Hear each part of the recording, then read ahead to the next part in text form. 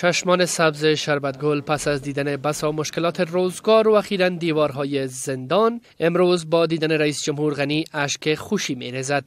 شربتگل که در این اواخر تکالیف زیادی را متقبل شده است، حالا بر رسیدن به وطنش راحت و بسیار خرسند به نظر می‌رسد.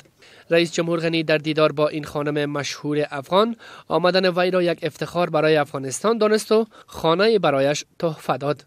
خانم شربتگل هیچ صحبت نکرد، اما چشمان سبز و پر اشکش قصه های زیادی دارد. این زن افغان در دهه 80 میلادی هنگامی که کودک بود به خاطر نشر تصویرش با چشمان سبز رنگ در مجله نشنل جیوگرافیک شهرت جهانی کسب کرد. شربتگل حدود 2 هفته پیش به اتهام جعل اسناد در خیبر پختونخوا زندانی شد، اما با تلاش حکومت افغانستان به خصوص سفارت این کشور در اسلام آباد از زندان رها و امروز به کابل برگشت.